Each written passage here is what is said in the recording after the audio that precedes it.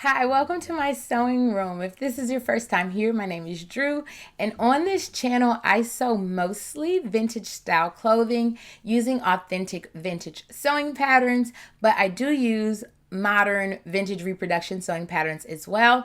And then I try to use fabrics and accessories that make the looks more modern and more my own personal aesthetic. So that is what's been happening here, is the merging of the vintage meets modern. And I hope you all enjoy the content that I have been putting out. If you have been, then please feel free to share your favorite video so far in the comment below of this video, because I'm excited to hear. For today's video, I'm really excited. We did this last year, and so I'm guessing it's going to be a tradition on this channel. I am making my Easter dress. So last year's Easter dress was made from a really old pattern that I got from Angela Clayton's Counted and Curated shop she has on Etsy. I paid $100 for this sewing pattern because it was so old and so beautiful, but I paid like $3 or $4 a yard for the fabric. It was really inexpensive quilting cotton, and so I believe I called it my day evening gown or something along those terms. I will leave a link to that video or to the short if you would like to see that. And so that's basically the premise for this year's Easter project. We are going to be making a really fancy dress out of really inexpensive fabric, so that way I'm very comfortable running around Easter egg hunting in the backyard and all of those things with the kids. And it's considered a wearable mock-up, and so if I choose to make this pattern again later, I know what to expect. So let me show you the pattern first. The pattern is Butterick 6337, and it is for a wedding gown. I don't know why, but for some reason I have a thing for vintage wedding gowns and vintage wedding gown patterns. And I'm married, been married a long time. I won't be wearing a wedding gown anytime soon, but I can make myself one to wear on Easter. I'm going to be doing version B because I don't want to fool with the collar after the last collar situation I went into, but I will be doing it in short sleeves that view C shows. View B shows long sleeves, but we're going to do the neckline from view B, but the short sleeves from view C. I really, truly wish we were doing the full length drag to the ground, have a train, whole mood vibe version, but I don't have enough fabric, so we're going to go with the ballerina cut, and I think this should be fun. It says quick and easy. They can be deceiving sometimes on these pattern envelopes, so we shall see how quick or slow this sewing project is. So the fabric I bought last Easter, like last spring around Easter, because I wanted to make Major and I's Easter dresses out of it, and I just never got around to it. But I am so proud of the fact that lately I have not been buying fabrics. I've been sewing through my stash and just trying to make room for new things. The last time I bought fabric was for my Valentine's Day project because it required like specific things. I will link that video as well. But before then, I had not bought fabric in so long, and so I'm very proud of that. Sew through your stash. It's definitely always a good idea. So yes, this fabric I've had for over a year. I do hope I have enough. I'm going to measure it out and see exactly how many yards I have, and that will determine the length of the skirt. So yes, I'm very excited for year 2 of making a fancy evening gown for the daytime in Easter. I hope you guys enjoyed the video. Thank you for your support on my last video.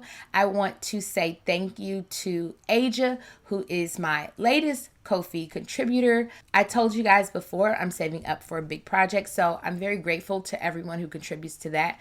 I will go on there and post a picture of that pattern so you can see exactly what it is that I'm trying to make that requires like 13 or 14 yards of fabric. But I do need to say that Ko-fi is not the only way to support me and my channel and my content and my work. Every time you watch the video or watch it to the end or give it a thumbs up or share it with a friend or share it with yourself, it does not matter.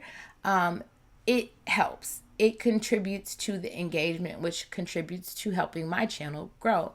So any type of comment, question, or critique you would like to leave regarding this dress, please feel free to do. I do not take any critiques personal at all, as I do consider myself very much still a beginner and I learn from everything. When I do the styling, I love hearing other people's opinions on the accessories I chose or what they would have chose or what they would have done different. It does not offend me. It is very much welcomed. I love hearing it all. I love all of your suggestions. I love all of the resources you share. I love all of the support and kind words, and it means a lot to me.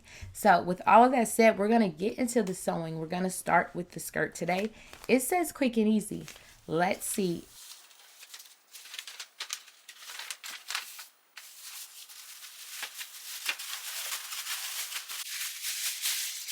So this is as far as we got today.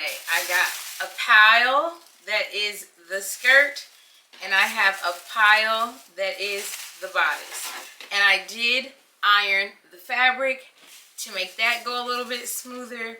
And it's late, and this is where I'm calling it for the day, but we're off to a good start. I'm excited for this project. So we'll pick it back up in a few days probably. Yeah, I'm excited. So not much was accomplished that first day. I did get organized. I did get my pattern pieces cut out, seeing what I needed, got the fabric washed and ironed, and all of those things. And then we begin work on the second day with me cutting out the pattern pieces, which end up being a thing you'll see later. But in this process, I realized I had 2 of these patterns, and I'm going to give one away. I'll explain further later. So I got all the skirt pieces cut out.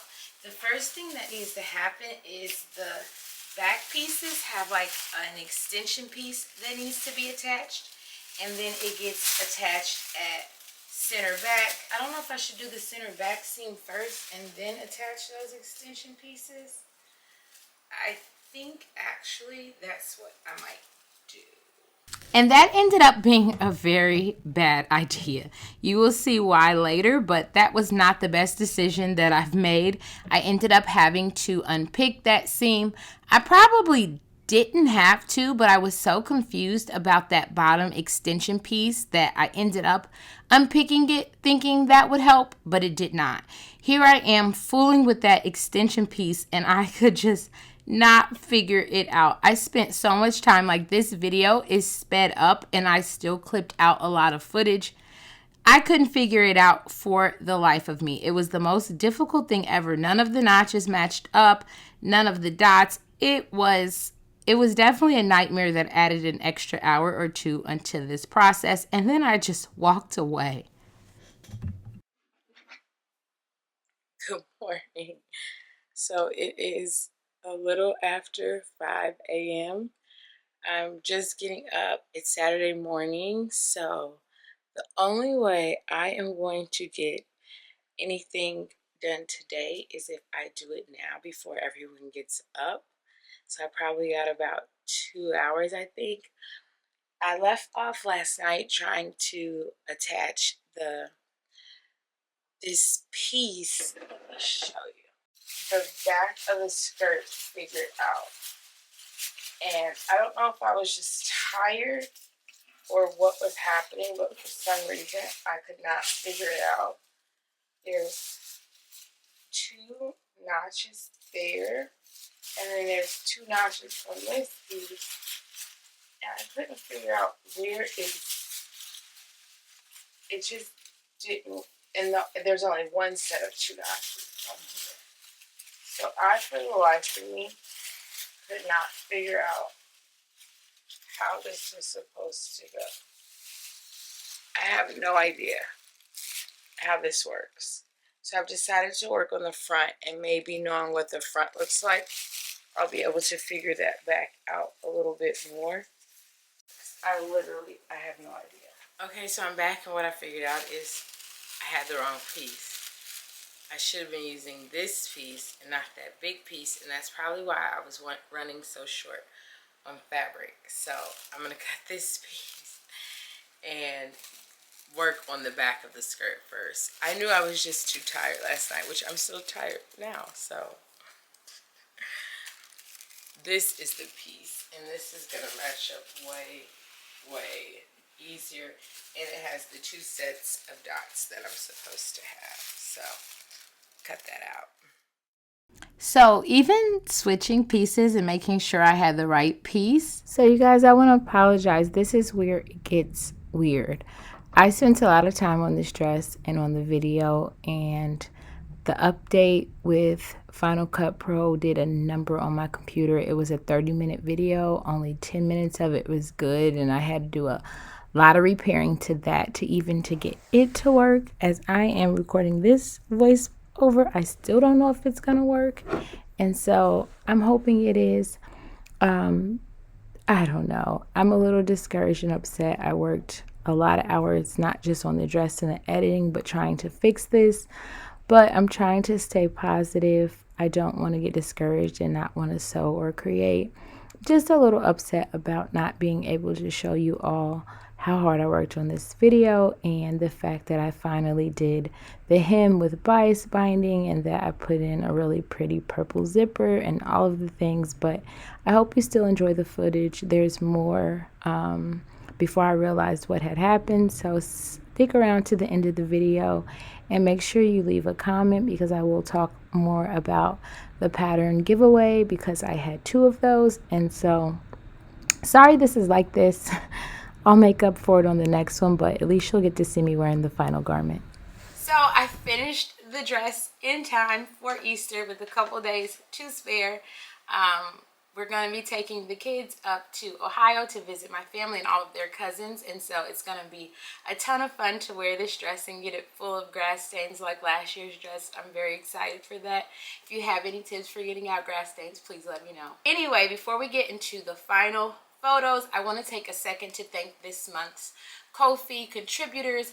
I really appreciate your generosity. I recently went on there and posted pictures of the project that I'm saving up for, and soon I'm going to post like the notions and the dream fabric and all of those things, so we can kind of see more of the cost.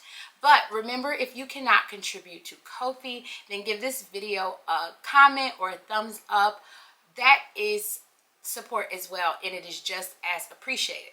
Also, if you would rather give your money to a charitable organization that's a tax write-off, feel free to check out the link, my fundraising link to the ALS Association, which will be in the description box below. You can join my team if you're anywhere in Kentucky, Ohio, or Indiana, anywhere close. I will be at all 4 walks taking place all over Kentucky, and you can come out and walk with me. If not, there's a link for my personal fundraising page where you can just go on there and leave a donation, $2, $5, whatever you want. It is all greatly appreciated and makes me look good at work, so yes. But anyway, so those who I want to thank are Peta for your continuous contribution, your very generous contribution, Donna, Blair, and Janet, who have also been very generous to me. It is something about when I receive those tips that feels like validation. It does not matter the amount. If it's $3 or $5 or whatever, it feels really good, and I'm really appreciative of it. It does take money to make these garments, as you guys know from my cost breakdown, which we will get into, but I like having the assistance with it and the recognition of the content I put out. So thank you again to Peta, Donna, Blair, and Janet. So appreciate it. Also, I did say earlier that I had 2 of the patterns that I used to make this dress. I will be giving one away to someone in the comment section, so make sure you leave some sort of comment or question, and you might be the one who gets the pattern sent to you. So I can't wait to show you all the final pictures. So be sure to go and check out the accessories short, which I will leave a link to in the description as well, so you can see the options that I had versus what I really chose to wear to put with the dress. I think that'll be fun. So for cost analysis, I paid $15 for the sewing pattern. Why I have 2 of these, I don't know, and I don't know how much I paid for the other one. I paid a total of $40 for the fabric. I had a bunch of yardage, thank goodness. And I paid another $5 for the zipper. That puts us at $60 for materials. It took me about 10 hours to make this dress, so at $20 an hour, which people say I should pay myself more, but I think as my skills grow, I will that would be $200, and so that puts us at $260 for this dress, which isn't too bad considering it's a wedding gown pattern. I can only imagine if I had used some really expensive fabric, but it was a fairly quick dress to make. The longest part was putting the bias binding around the bottom, and I ended up not doing that by hand, but you've seen all that in the video. So yes, this dress was one of the lesser expensive ones and took less time. I really do love it. I think it's a great wearable mock-up. I hope you all love it too. I hope whoever wins the pattern really loves it. So with all of that said, let's get into the final photos of my 1950s vintage style wedding gown that I'm wearing to go outside and play an Easter egg hunt and all of those things. So thank you all for being here. Thank you for watching. Don't forget to leave a comment so you can win that pattern, and let's get into the final photos. I'm so sorry I lost so much of the footage, but some of the issues that arose are in the shorts playlist, so make sure you check that out and you will get a gist of the difficulty level of this dress. I love this dress. I really, really do. I feel really, really good in it. It's perfect for twirling.